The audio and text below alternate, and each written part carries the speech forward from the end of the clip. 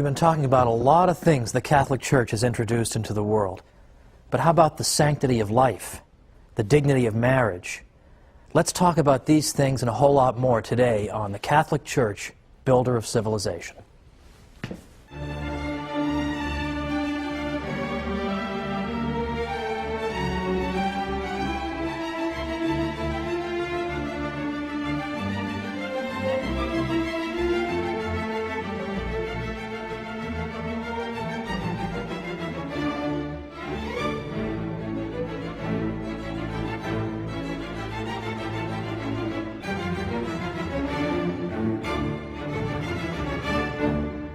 Welcome to the Catholic Church, Builder of Civilization.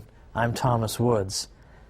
Last time we talked about Catholic charity and how important and impressive it is. Today we're going to talk about moral principles more generally. And we're going to find there's much in common in the two episodes. Because it's not as if we have some views on charity and then some views on morality and some views on this and some views on that. It all comes down to the same message. The idea that human life is sacred, and that each individual has a uniqueness and worth because he possesses an immortal soul, he possesses a rational nature, because he is made in the image and likeness of God. Now this is a revolutionary message. At the end of our segment last time, I pointed out that a lot of the religions in the Near East took the view that human behavior really wasn't all that important to the gods. I pointed out, for example, that the Sumerians were just at their wits' end as to what to do to appease their gods. Nothing seemed to appease them. And it so happened, of course, that they happened to live in a place that was particularly geographically vulnerable to floods that did not occur on any regular basis. So they tended to view the universe as a hostile place, governed by hostile gods who frankly were uninterested in their welfare. I gave the example of the ancient Greeks. The ancient Greeks had gods who treated them arbitrarily and capriciously, weren't particularly keen on teaching them morality and good behavior. This seemed quite beside the point. The ancient Greek gods were often completely self-absorbed and narcissistic, nothing at all like the God of our own tradition. Well, it's no surprise, therefore, that in the Christian tradition, we believe that there are certain ways we should behave and that God wants us to do these things, that God cares about us. God actually cares how we treat each other. In these other religions, we see an emphasis on appeasing God through engaging in various kinds of ritual sacrifice. Now, it's true that for Catholics, we engage in the holy sacrifice of the Mass every day. But we also treat each other, are supposed to treat each other well, because that pleases God too. And that's something unique in the history of religions up to that point. This was something new in the world. And so the same religion that teaches you to give of yourself to others, to think about other people and their misfortunes, and to give in a way that's unselfish and in no way self-interested, that same religion, it should not surprise us, also teaches us important moral principles that follow from the idea of the sanctity of life. It's a single stream of thought. Now, how can we see these principles in practice? Look at the early church. What types of things do we see going on in the early church? What are the causes that people are taking up in their society? Well, of course, the early church gets its start during the period of the Roman Empire.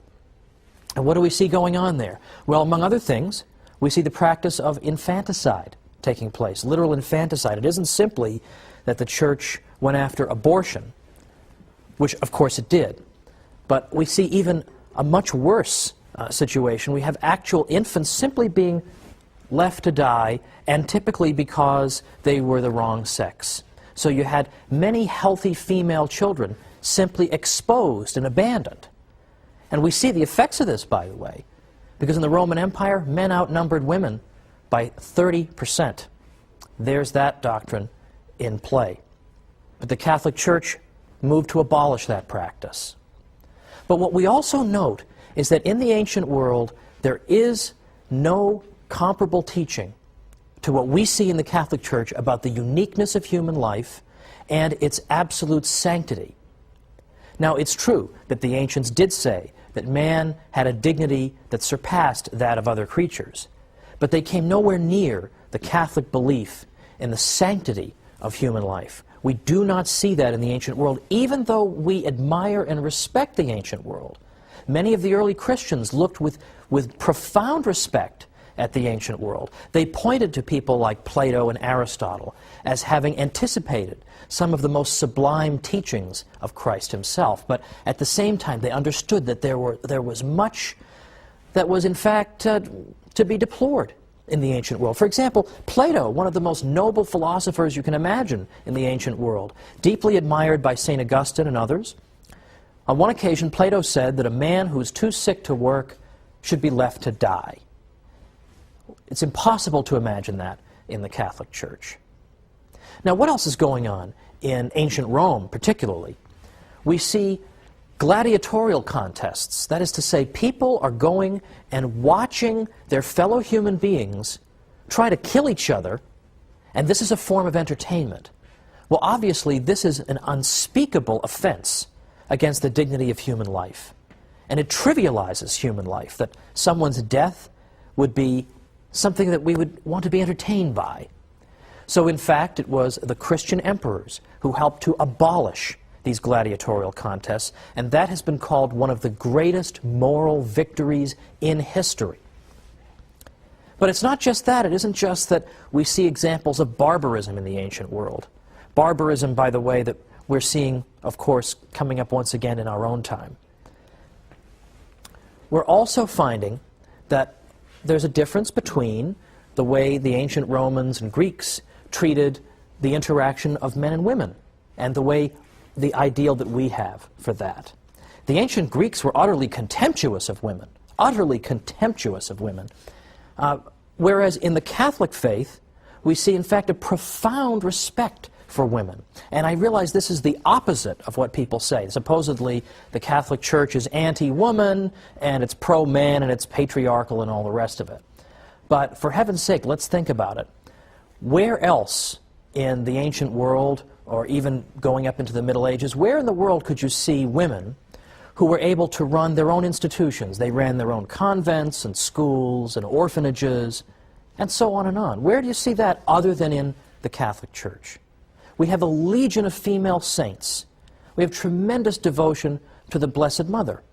We have all these aspects of the faith that are pro-woman, and there are still others as well. And this is why, in the early church, it so happens that the Catholic religion was accused of being a woman's religion, because so many women belonged to it.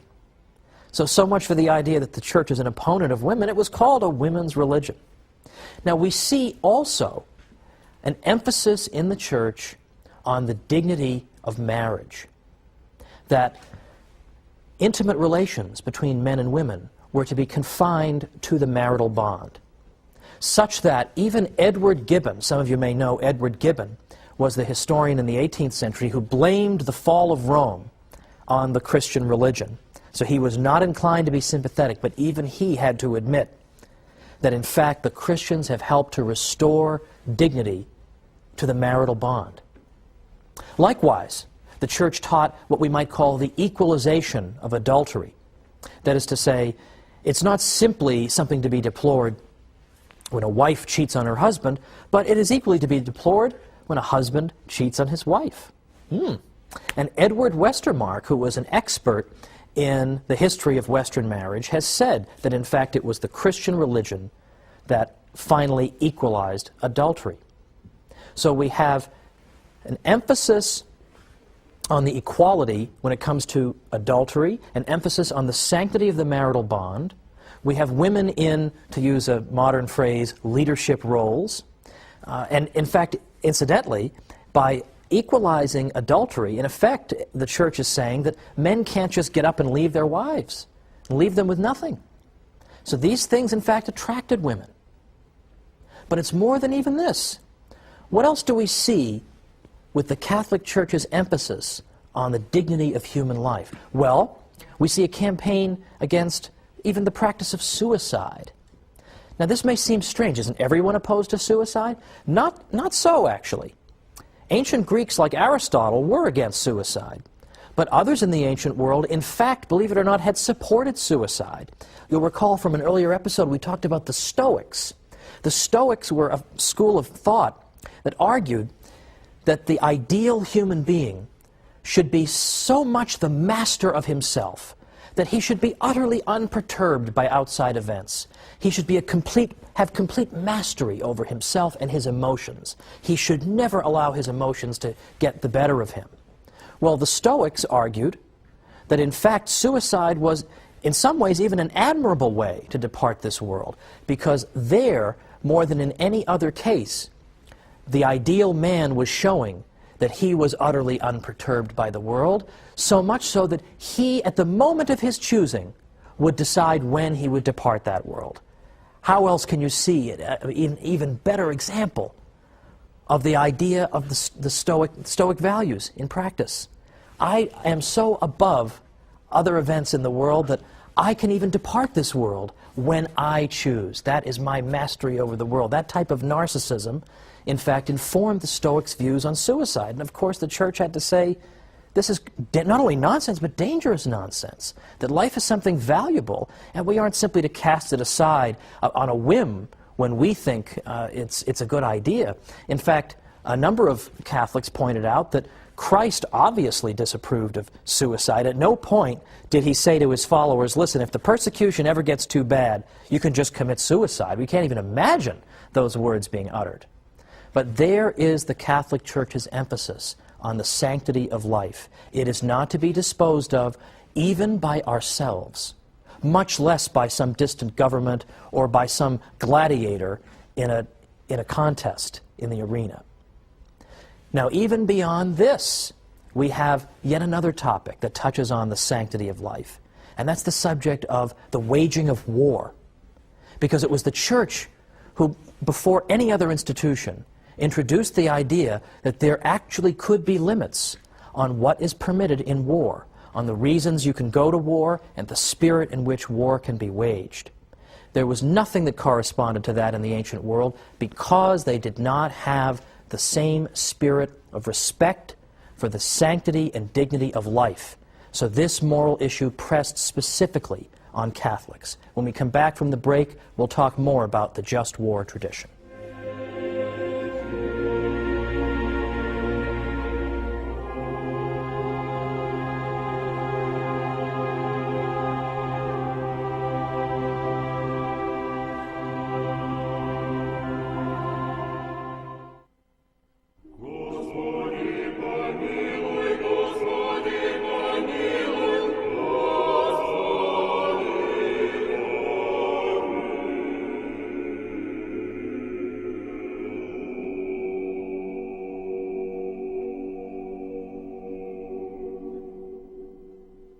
Welcome back to the Catholic Church, Builder of Civilization. I'm Thomas Woods, and we're talking today about Catholic moral principles that most people, non-Catholics included, have come to take for granted. In fact, so much so, they hardly even look for their source. But their source, as in the case of so many wonderful fruits of our Western civilization, is in fact the Catholic Church. And so we've looked at infanticide and gladiatorial contests, and suicide, and now we're beginning to look at the subject of war. The just war tradition develops in the Catholic world, perhaps beginning with Ambrose, but definitely beginning with St. Augustine. St. Augustine had a great deal to say about the justice of war. What's interesting to note, as I said before the break, is that there really wasn't anything like a just war tradition prior to Catholic reflection on the subject. And this is very much different from the views that we see in the 16th century with a famous political philosopher named Machiavelli. Machiavelli was in effect of the opinion that governments could not be held up to moral standards the way individuals were. Governments in effect had to do what they had to do. But the Church condemned that view and was condemning it as early as St. Augustine. So, for example, some of the principles that were laid out by Catholic thinkers, according to which war could be justly waged, were as follows. For example, St. Thomas Aquinas, in his famous segment on war, said that it's important that the war be declared by the pertinent authority. An individual on his own cannot simply go and declare war. It has to be somebody who holds legitimate, duly constituted authority. Secondly, there has to be a just cause involved. Any old reason for waging war is not acceptable. And there has to be a right intention. You can't go to war solely out of desire for vengeance or just for a desire for conquest. So in other words, war cannot always be justified. Just because a war is going on does not make it just. So St. Thomas set down these important principles. And then with the passage of time, we begin to get the development of the just war tradition in the Catholic Church even further. In the 16th century, for example, a great man at the University of Salamanca named Francisco de Vitoria had much to say on the subject of the just war. And a couple of Catholic historians have recently summed up his view, I think very nicely and eloquently. Vitoria, in effect, said as follows, that assuming that a prince has authority to make war, he should first of all not go seeking occasions and causes of war, but should, if possible, live in peace with all men, as St. Paul enjoins on us. When war for a just cause has broken out, it must not be waged so as to ruin the people to whom it is directed, but only so as to obtain one's rights and the defense of one's country, and in order that from that war peace and security may in time result. When victory has been won, victory should be utilized with moderation and Christian humility. Francisco Suarez likewise said, a just war must be waged by a legitimate power. Second, its cause must be just and right. Third, just methods should be used, that is, equity in the beginning of the war and the prosecution of it, and in victory. The reason of the general conclusion is that although war in itself is not an evil, yet on account of the many ills which it brings in its train, it is to be numbered among those undertakings which are often wrongly done, and thus it needs many circumstances to make it honest. Now, that is at least a brief taste of the just war tradition, and there are, of course, modern just war theologians who are trying to adapt this tradition to modern circumstances and continue to develop it. But the critical idea here is that states are subject to moral rules and cannot simply do whatever they wish. They are not allowed, for example, simply, for no other reason, simply to go out and slaughter civilians. There are rules on how war should be conducted, and that is because of the Church's emphasis on the sanctity and dignity of life. Now, I recall years ago, back before my Catholic days, I was a student at Harvard, and that is a whole other show in itself, what it was like keeping your sanity being at Harvard. But I remember one of my dear friends at Harvard. His name was Fred DeCaro, lives in Connecticut. He's actually designed my website for me for free, so I figured he gives me a free website, I mention him on television. Well, Fred DeCaro once said to me when I was still a Protestant, he asked me why I wasn't a Catholic, and I gave some hemming and hawing answer. I didn't have any good answer. I don't know. I haven't thought about it. I haven't spent the time to think about it. But I asked him why he was one. Why are you a Catholic? And there are a lot of different reasons people could give for this, right? I mean, well, I was swept up by the Bible. I was swept up by the story of some saint. A lot of people prayed me into the church, or some argument convinced me, or whatever. But his answer was very simple, and I never forgot it. And it stayed with me all the way to my conversion. He said, because the Catholic Church tells us how to lead the good life. That's simple. The Catholic Church tells us how to lead the good life. Couldn't ever get that out of my head. Because I thought to myself that what the Church teaches in so many areas is in fact challenging to us. And in some ways, it's a real challenge to the baser part of our nature to live up to the great ideal that the Church holds out to us. But I remember coming to the conclusion one day that everybody at some point in his life has to answer the question, do I intend to live as a human being, or do I intend to live as a beast? And the Catholic Church holds out a glorious and noble path of life in which you're not self-absorbed, in which the whole world doesn't revolve around you, but you are part of a nexus where you care about other people and you care enough about yourself to treat yourself with dignity. And I recall there's a quotation from Seneca, an ancient Roman, who said, "What a contemptible thing is man if he fails to rise above the human condition." Even a pagan Roman understood that there's something about unaided human nature that is incomplete, that cannot live the virtuous life without extra help. So it was almost as if Seneca understood that if we're going to live a life that truly befits a human being, we need the assistance of divine grace. Now, the animal kingdom is composed of creatures who possess only instinct.